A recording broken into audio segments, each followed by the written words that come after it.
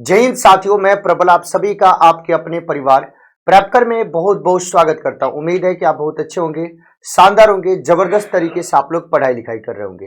तो बीता हुआ कल उसके लिए सॉरी, क्योंकि आप लोगों को गुजरात घुमाना था 12 जनवरी को ही, लेकिन हम घुमा नहीं पाए थे। आज 13 जनवरी यानी आज के दिन गुजरात हम लोग घूमेंगे, तो बिल्कुल आपको परेशान नहीं होना। और 13 जनवरी में बोलूंगा तो तुम लोग बोले 12 बजे के बाद 14 जनवरी हो जाता है, तो 14 जनवरी समझ लेना, क्योंकि 12 जनवरी के दिन तो मैंने आपको घुमाया ही था।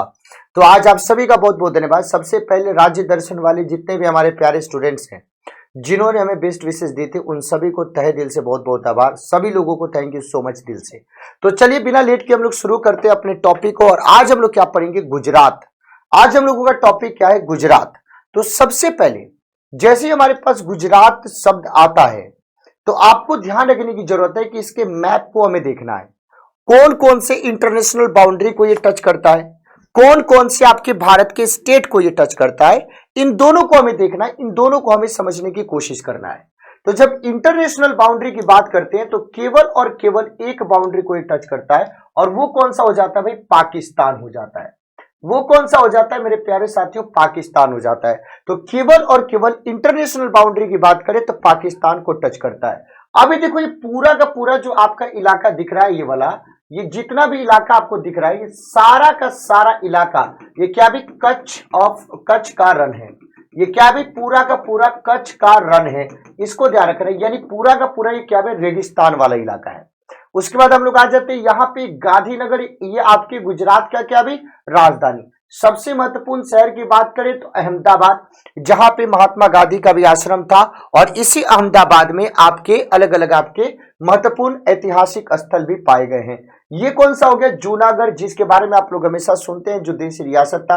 ये कौन है? राजकोट, जहां से रविंद्र जडेजा बिलोंग करते हैं। ये कौन है? भावनगर। और ये कौन है? सूरत। और इसी सूरत में 1613 में पहली बार आपके क्या किया गया भाई? पहली बार अंग्रेजों ने अपने स्थायी कारखाना स्टैब्लिश किया था, ये बड़ोदरा। और ये कौन सा हो गया? नर्मदा। ये कौन सा हो गया? तापी। ये कौन सा हो गया? वलसाड। ये सारे के सारे महत्वपूर्ण आपके क्या भी इलाके हैं। आपने बोला कि ठीक भैया इन बातों को हम समझ गए, कोई दिक्कत की बात नहीं। अब थोड़ा आगे बढ़िए इससे कि इसके बाद हमें क्या समझना है। अब इसको हम इंडिया के मैप में देखते हैं। हम इसको क्या करते हैं भाई? इंडिया के मैप में देखते हैं। तो हम गुजरात को देख रहे हैं। इसका मतलब ये नहीं कि मैं राजस्थान नहीं पढ़ाऊंगा, राजस्थान हमें पढ़ाना है, उसको भी मैं पढ़ाऊंगा। ये कौन सा हो गया? गुजरात हो गया। अब जैसे हम गुजरात की बात करते हैं तो गुजरात देखो, ये क्या भाई? यहां से कौन सा शुरू हो जाता है? अरब सागर शुरू हो जाता है। ऊपर कौन सा हो जाता है? पाकिस्तान आ जाता है। अगर हम राज्यों की बात करें तो राजस्थान हो गया। इधर कौन सा टच करता है? मध्य प्रदेश टच करता है। इधर कौन सा टच करता है भाई? महाराष्ट्र टच करता है। तो राज्यों की अगर हम बात करें तो 3 राज्य, राजस्थान, मध्य प्रदेश और महाराष्ट्र, इससे कनेक्टेड है। अब मैं इसको थोड़ा आप लोगों को क्या दिखा देना चाहता हूं, अब मैं इसके सीधे तौर पे बाउंड्री को दिखा देना चाहता हूं। इसके बाउंड्री को आप लोग देखिएगा कि जब हम गुजरात की बात करें तो गुजरात के उत्तर में क्या है भाई? गुजरात के उत्तर में क्या है? गुजरात के उत्तर में क्या है? राजस्थान। गुजरात के दक्षिण की बात करें तो दीव है, दमन है, दादर नागर हवेली है, ये है भाई। साउथ ईस्ट की बात करें तो कौन सा है? मध्य प्रदेश है। और वेस्ट की बात करें तो कौन सा भाई? अरब सागर और खंभात की खाड़ी है। जब हम गुजरात की बात करते हैं तो ये बात आपको समझने की जरूरत है। अब देखो गुजरात की जब हम भू आकृति की बात करें तो इसको 3 तरीके से आप डिवाइड कर सकते हैं। लेकिन गुजरात की आकृति को आप देखते हैं तो क्या देखा जाता है कि वेस्टर्न जो आपका ओशियन कोस्ट है, आपको पता है कि भारत में जितने भी राज्य उन सब में सबसे ज्यादा अगर समुद्री सीमा रेखा किसी की है तो वो किसकी है भाई? आपकी गुजरात की है। तो गुजरात वेस्टर्न समुद्र तट के उत्तरी सिरे पर आपका क्या भी स्थित है। इसको 3 तरीके से हमने डिवाइड किया। एक हमने बोला सौराष्ट्र पेनिनसुला, ये मूलतः एक पहाड़ी क्षेत्र है और बीच बीच में मध्यम दर्जे के आपके पर्वत भी दिखाई देते हैं। दूसरा कौन सा हो जाता है? कच्छ हो जाता है। और तीसरा कौन सा हो गया? मुख्य भूमि हो गया। तो जब हम भू आकृति की बात करते हैं तो गुजरात को हमने इस तरीके से डिवाइड कर दिया।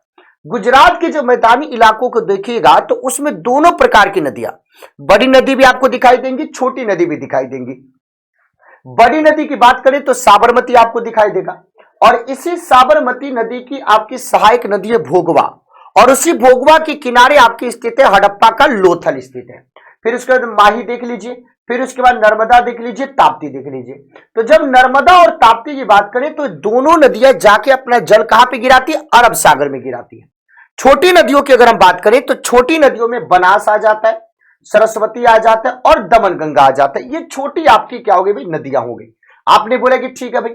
अब जब हम गुजरात की बात करते हैं तो गुजरात से संबंधित कुछ इंपॉर्टेंट आपके रामसर साइट भी है, कुछ इंपॉर्टेंट आपके बात भी है यूनेस्को से संबंधित। तो यूनेस्को के दो बातों को समझने की जरूरत है कि यूनेस्को ने भारत का पहला विश्व विरासत शहर आपके घोषित किया, किसको? तो गुजरात के अहमदाबाद को। और यह कब घोषित किया? तो 2017 में गुजरात के अहमदाबाद को यूनेस्को की सूची में विश्व विरासत शहर के रूप में घोषित किया गया। अगर 40वीं अगर हम साइट की बात करें, यानी सीधे तौर पे यूनेस्को के विश्व विरासत स्थल की बात करें, तो टोटल भारत में अभी तक कितने? 40। उसमें से 40वां किसको शामिल किया गया? धौलावीरा को। और धौलावीरा क्या है? तो इंडस वैली सिविलाइजेशन का एक स्थल है जहां के नगर 3 पार्ट में डिवाइड थे। इसको उन्नत जल प्रबंधन के लिए जाना जाता था और यहां से आपके ओपन स्टेडियम के साक्ष्य मिले। तो ये कौन है? गुजरात। गुजरात की बात करें तो गुजरात को एशियाई शेर के लिए जाना जाता है और यहां पे जो नेशनल पार्क है उसको गिर नेशनल पार्क कहते हैं। यहाँ के डांस की बात करें तो दो महत्वपूर्ण आपके डांस, गरबा और डांडिया, और यहाँ के लोक नृत्य जो है उसको क्या बोलते हैं? भवई।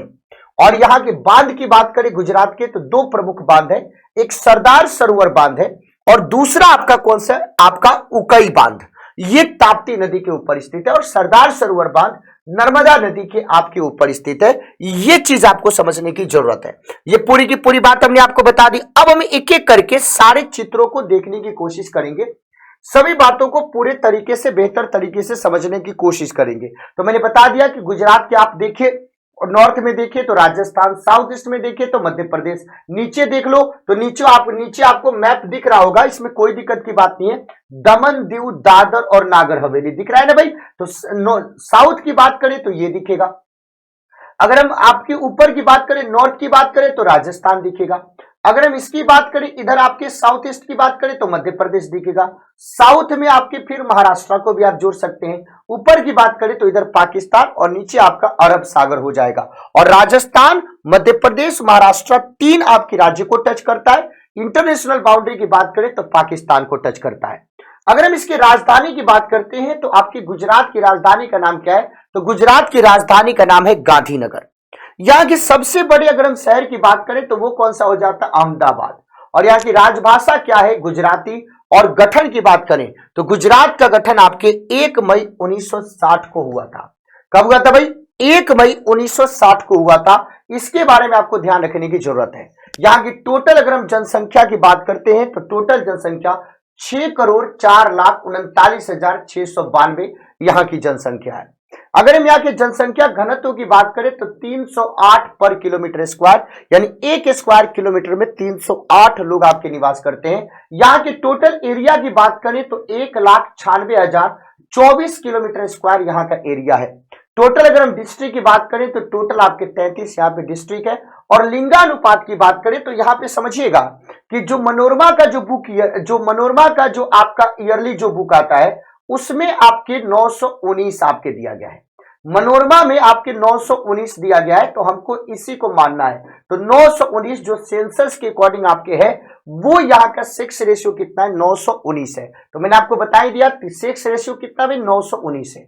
2001 से 11 के दौरान यहाँ पे ग्रोथ रेट 19.17% रहा है। लिटरेसी रेट की बात करें तो 79.31% यहाँ की क्या है? लिटरेसी रेट है। आपने बोला कि ठीक, ये सारी बात हम समझ गए। टोटल आपके डिस्ट्रिक्ट की बात करें तो 33 है। अगर हम सरकार की बात करें तो गुजरात सरकार, अगर यहाँ के राज्यपाल की बात करें तो आचार्य देवव्रत, और अभी के समय में इसके मुख्यमंत्री कौन है? तो इससे पहले विजय रूपानी थे, लेकिन अचानक से विजय रूपानी को रिप्लेस करके भूपेंद्र भाई पटेल को, जो कि बीजेपी के हैं, उनको क्या बनाया गया? मुख्यमंत्री बनाया गया। तो आचार्य देवव्रत यहाँ के राज्यपाल है और भूपेंद्र भाई पटेल यहाँ के क्या है? मुख्यमंत्री हैं। आपने बोला कि ठीक। अगर यहाँ की हम विधानसभा की बात करें तो 1 सदनीय है और टोटल यहाँ पे 182 टोटल आपकी सीटें हैं। भारतीय संसद में प्रतिनिधित्व की बात करें तो राज्यसभा से 11 सीट और लोकसभा से टोटल आपकी 26 सीटें। हाईकोर्ट की बात करें तो गुजरात हाईकोर्ट, और यहाँ के मुख्य न्यायाधीश की बात करें तो उनका अभी के समय में नाम क्या, अरविंद कुमार, जो कि यहाँ के 59वें 59th आपके क्या है चीफ जस्टिस ऑफ गुजरात है। तो समझ गए। तो टोटल अगर हम विधानसभा सीट की बात करें तो 182 सीट, अगर हम राज्यसभा की बात करें तो 11 सीट, लोकसभा की बात करें तो 26 सीट, और यहाँ के हाईकोर्ट की बात करें तो गुजरात उच्च न्यायालय और मुख्य न्यायाधीश की बात करें तो अरविंद कुमार। ये गुजरात उच्च न्यायालय है जो आप देख सकते हैं कितना सुंदर है। राजकीय चिन्ह की बात करें तो यहाँ के राजकीय पशु का नाम क्या आ जाता है भाई, तो राजकीय पशु के तौर पे एशियाई शेर आ जाते हैं। कौन आ जाते हैं, एशियाई शेर। राजकीय पक्षी के तौर पे ग्रेटर फ्लेमिंगो, राजकीय पुष्प के तौर पे गेंदे का फूल, और राजकीय वृक्ष आपके आम का पेड़। एक एक करके आप लोग देख लीजिए। ये देखिए ये क्या भाई, एशियाई शेर। ये क्या है मेरे प्यारे साथियों, ये मेरे तरीके का लग रहा है कि नहीं, ये मेरे जैसा लग रहा है कि नहीं। एक बार सभी लोग सेशन को शेयर करेंगे, अगर मेरे जैसा लग रहा है शेर, अगर आप मेरे बब्बर शेर हो तो सभी लोग एक बार शेयर करेंगे। तो गुजरात का जो गिर है वो एशियाई शेर के लिए जाना जाता है, और यही क्या है इसका राष्ट्रीय आपका पशु है। ये आप राष्ट्रीय पक्षी ग्रेटर फ्लेमिंगो, कितने सुंदर है। उसके बाद आ जाता है गेंदे का फूल। ये क्या भाई, तो गेंदे के फूल की बात करें तो गेंदा का फूल यहाँ कहीं गुजरात का राष्ट्रीय फूल है। और इसके बाद राष्ट्रीय फल की बात करें तो ये आम का पेड़ है जिसको मैग्निफेरा इंडिका कहते हैं। अब हम लोग आ जाते हैं सीधे तौर पे गुजरात के पर्यटन स्थल के बारे में, कि गुजरात के पर्यटक स्थल आखिर में कौन कौन से हैं, उसके बारे में हम चर्चा कर लेते हैं। तो गुजरात के पर्यटन स्थल की बात करें तो सबसे पहले द्वारकाधीश मंदिर का नाम आ जाता है, आप लोगों को फेमस है, सब लोगों को पता है कि द्वारकाधीश मंदिर ये फेमस है। उसके बाद द्वारका, इसके बारे में बताया जाता है कि ये आपके समुद्र के नीचे है, और द्वारका ऐसे ही आपको यहां पे जाके घूम सकते हैं, लेकिन इसकी अवस्थिति कहां पे, इसकी सिचुएशन आपकी कहां पे, तो अंदर है भाई। ये द्वारका, ये देख सकते हैं ऐसे टाइप का दिखता है। ये सोमनाथ मंदिर, जैसे हम सोमनाथ मंदिर की बात करते हैं तो 1525-26 का वो याद आ जाता है आपको, सॉरी 1191-92 में तो तराइन का युद्ध हुआ था, लेकिन उससे पहले 1025-26 ईस्वी में भारत में गुजरात के सोमनाथ मंदिर के ऊपर किसने आक्रमण किया था, तो उसका नाम क्या था, महमूद गजनवी ने, और सोमनाथ मंदिर को बहुत बुरे तरीके से लूटा था। बाद में इसको फिर से इसका क्या किया गया, पुनरुद्धार करवाया गया। तो गुजरात के सोमनाथ मंदिर को आप देख सकते हैं, जो ऐसा आपको दिखता है, बहुत ही प्यारा, आपको जब मन करे तो घूम सकते हैं। ये गुजरात का पालीताना मंदिर है। ये गुजरात का कौन सा मंदिर है भाई, पालीताना मंदिर है। तो मैंने आपसे प्रॉमिस किया था कि आज रात को पूरे तरीके से पूरा का पूरा गुजरात घूमेंगे, कुछ भी हम लोग छोड़ेंगे नहीं। तो देख लीजिए पालीताना मंदिर है, ये पावागढ़ है गुजरात का, इसको भी देख सकते हैं। अंबाजी भद्रेश्वर मंदिर है भाई, ये शामलाजी मंदिर है आपके गुजरात का। ये मोढेरा का सूर्य मंदिर है, ये आपकी गिरनार की पहाड़ी है। और जैसे हम गिरनार की पहाड़ी की बात करते हैं तो आपको याद आता होगा कि गुजरात के सौराष्ट्र में चंद्रगुप्त मौर्य के द्वारा सुदर्शन झील का निर्माण करवाया गया था। और किसके द्वारा, तो चंद्रगुप्त मौर्य के समय काल में उसके गवर्नर जिसको सौराष्ट्र का उन्होंने नियुक्त किया था, परंगत, और उसका पुनरुद्धार किसके द्वारा कराया गया, रुद्रदामन प्रथम। और रुद्रदामन प्रथम का एक अभिलेख भी है जिसको गिरनार अभिलेख के नाम से जाना जाता है। तो यही गुजरात का गिरनार हिल्स है जहां से रुद्रदामन का इंस्क्रिप्शन हमें प्राप्त हुआ है। तो गिरनार की पहाड़ी है भाई। उसके बाद निष्कलंक महादेव मंदिर है भाई, ये देख लीजिए कितना बीच समुद्र में आपके स्थित है, यहां पे भी जा सकते हैं। ये निष्कलंक मंदिर है, ये ऐसा दिखता है। ये पोरबंदर क्या दर्शाता है, तो पोरबंदर जहां पे महात्मा गांधी का जन्म हुआ था 2 अक्टूबर 1869 को। तो ये पोरबंदर आप देख सकते हैं इस तरीके से। ये पोरबंदर हवाई अड्डा है, ये पूरा का पूरा वो आपका जगह है जहां पे आपके पाटन है, ये पाटन है, आप इसको भी देख सकते, देवी पाटन मंदिर है, ये पूरा का पूरा वो जगह है। ये सिद्धपुर है, इसको भी देख सकते हैं। जंगली गद्धों का अभ्यारण्य भी आपके कहां पे है, यहाँ पे। रानी की वाव, ये बराबर सवाल पूछा जाता है, रानी की वाव ये कहां पे स्थित है, ये भी आपके महत्वपूर्ण ऐतिहासिक स्थल है और ये गुजरात में स्थित है। और ये सवाल बार बार पूछा गया है कि रानी का वाव कहां पे स्थित है। ये कच्छ का रण आप लोग जानते हैं, ये रेगिस्तानी इलाका है गुजरात का। तो भारत में 2 रेगिस्तान, एक गुजरात के कच्छ को और एक राजस्थान का थार, आप देख सकते हैं। ये स्टैच्यू ऑफ यूनिटी नर्मदा नदी के किनारे आपके, ये सरदार सरोवर, ये मतलब सरदार पटेल की प्रतिमा, पूरे विश्व की जितनी भी प्रतिमा है उसमें सबसे ऊंची प्रतिमा यह है सरदार पटेल की।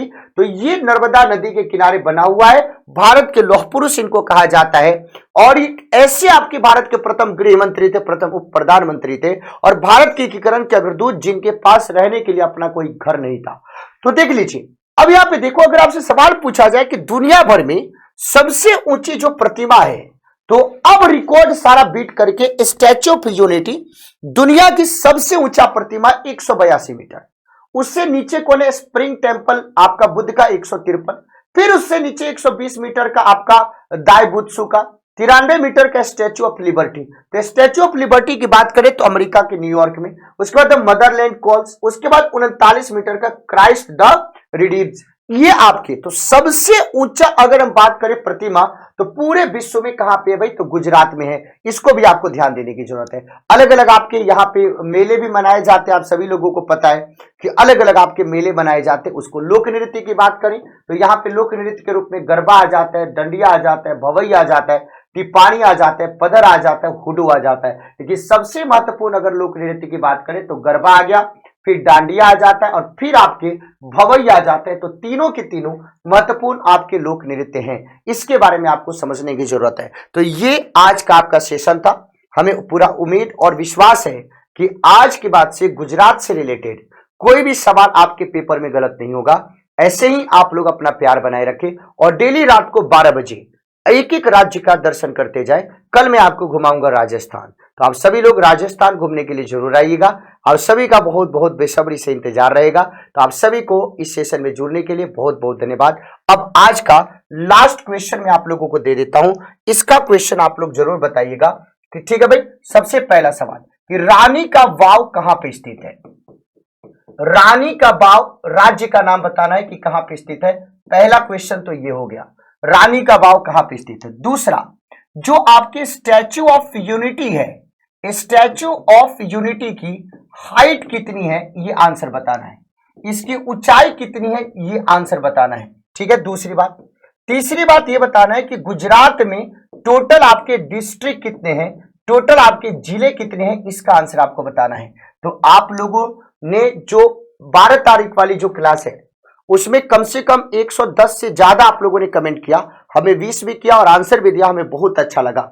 जिस दिन अपने राज्य दर्शन की क्लास में डेली ऑफलाइन कमेंट में, ऑफलाइन क्लास में, ऑफलाइन कमेंट में 100 से ज्यादा कमेंट आने लगे, उस दिन मैं समझ जाऊंगा कि मैंने जो आप लोगों के लिए मेहनत किया, परिश्रम किया और डेली इतना कंटेंट तैयार करके एकदम डाटा को प्रूफ करके मैं आपके बीच में लेके आता हूं, वो मेहनत मेरा सफल हो रहा है। तो सभी लोग इन तीनों क्वेश्चन का आंसर जरूर देना, सबका मैं कमेंट में पढ़ता हूं। जितने भी बच्चे हमारे इस सेशन को लाइव देख रहे हैं, चूंकि मेरा एक सिद्धांत है, बहुत सारे बच्चे यहाँ पे कमेंट करके बता रहे हैं कि ये मास्टर लाइव क्लास नहीं ले रहा है, ये मास्टर पागल बना रहा है, लेकिन मेरा एक ही मकसद है कि मैं एक क्लास ऐसा लेना चाहता हूं जिसमें बिना किसी कमेंट के केवल और केवल मैं पढ़ाऊं, ताकि टॉपिक में एक फ्लो बना रहे, टॉपिक में एक प्रवाह बना रहे और आपको बेहतर तरीके से समझ में आए। जिसको जो बोलना है बोलते रहे।